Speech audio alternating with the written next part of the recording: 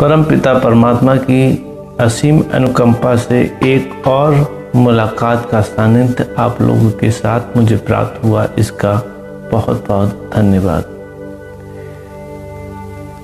पिछली मुलाकात में मैंने चर्चा की थी सुनने की कला को कैसे विकसित करें और स्वामी विवेकानंद जी की जीवन की वो अनूठी घटना और जिसकी वजह से वो इतने महान व्यक्तित्व वाले संत बने।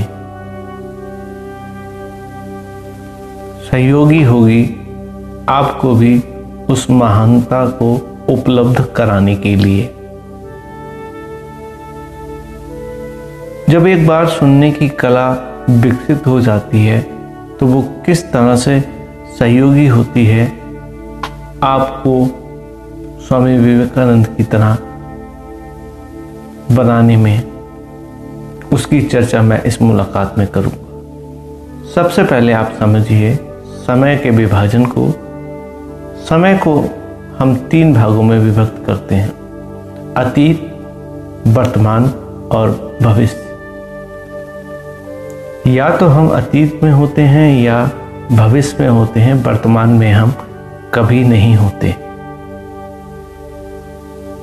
अगर रहना भी चाहें तो नहीं रह सकते, क्योंकि हमारे अंदर सुनने की कला तो विकसित अभी हुई नहीं है। तो मैं क्या ये समझूं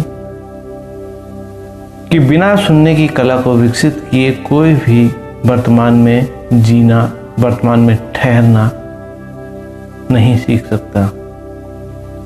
और जब तक वो वर्तमान में ठहरना या जीना नहीं सीख सकता, तब तक वो ऐसे व्यक्तित्व को नहीं पा सकता। अपने जीवन में सुख, समृद्धि, ज्ञान, प्रसिद्धि कुछ नहीं पा सकता। इन सब को पाने का सिर्फ एक ही सूत्र है, वर्तमान में रहना।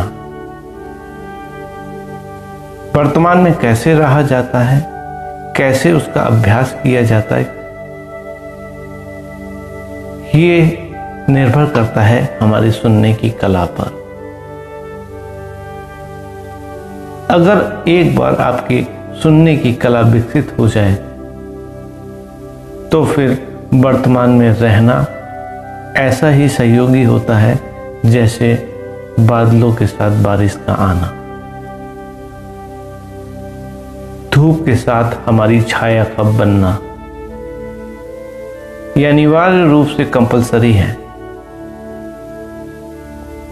थोड़ा प्रैक्टिकली इसको समझते हैं। आप जानते हैं कि हमारे मन में हजारों विचार एक दिन में आते और जाते हैं, चाहे हम सो रहे हों या जाग रहे हों, चल रहे हों, उठ रहे हों, बैठ रहे हों, खा रहे हों, पी रहे हों, काम कर रहे हों या कुछ भी कर रहे हों, हमारा मन कभी विचारों से खाली नहीं होता।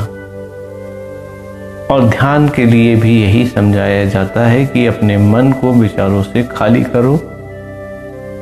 ये बात अलग है कि उसके अपने कई तरीके हैं, लेकिन मैं आपको बता दूं कि ध्यान के लिए अलग से आपको कोई समय देने की ज़रूरत नहीं, अलग से अभ्यास करने की ज़रूरत नहीं। अगर आप एक बार सुनने की कला विकसित करने के बाद वर्तमान में जीना सीख गए तो आपको ध्यान घटने से कोई नहीं रोक सकता। ध्यान है क्या? मान लीजिए हम कोई वस्तु को किसी सुरक्षित जगह पर रख देते हैं और ये उम्मीद करते हैं कि समय पड़ने पर वो हमें सुरक्षित वापस मिल जाए। तो उसको रखते समय एक थोड़ी सी कॉन्शियसनेस हमारी जुड़ी होती है, भले ही हमारे मन में कितने भी विचार चल रहे हों।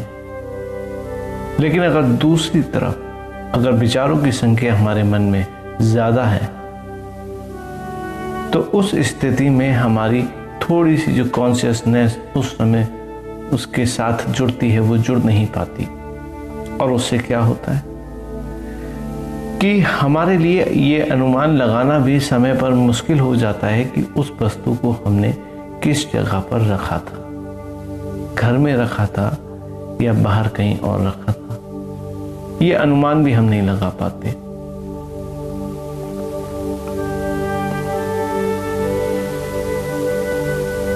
वो कॉन्शियसनेस जो उसके साथ जुड़ी थी वो केवल वर्तमान में रहने से ही जुड़ी थी। अब आप अनुमान लगा सकते हैं कि इतनी जरा सी कॉन्शियसनेस जुड़ने के साथ हम अपने रखी हुई चीज को वापस कितने ही समय के बाद पुनः वहीं से प्राप्त कर लेते हैं। उसके लिए कोई हमें संघर्ष या कोई कोशिश नहीं करनी पड़ती। अब सोचिए कि जब ये कॉन्शियसनेस 100% हमेशा 24 घंटे आपके साथ रहेगी, जैसे विचार आपके मन के साथ रहते हैं, तो क्यों नहीं आप स्वामी विवेकानंद जैसे व्यक्तित्व को उपलब्ध होंगे। ये कॉन्शियसनेस हमें कैसे मिले, इसके लिए एक ही सूत्र है, वर्तमान में रहना, वर्तमान में जीना और वर्तमान में जीने के अभ्यास को सहयोगी बनाता है सुनने की कला। तो पहले आप सुनने की कला को विकसित कीजिए, जिसकी चर्चा मैं पूर्व में आपसे विस्तार में कर चुका हूं। अगली मुलाकात में मैं आपसे चर्चा करूंगा वर्तमान की, वर्तमान का वास्तविक स्वरूप क्या है, क्योंकि जब तक हम किसी को अच्छी तरह से समझ नहीं सकते तब तक उसको सीख भी नहीं सकते। मेरी इन बातों को इतने प्यार से और ध्यान से सुनने के लिए आपका बहुत बहुत धन्यवाद।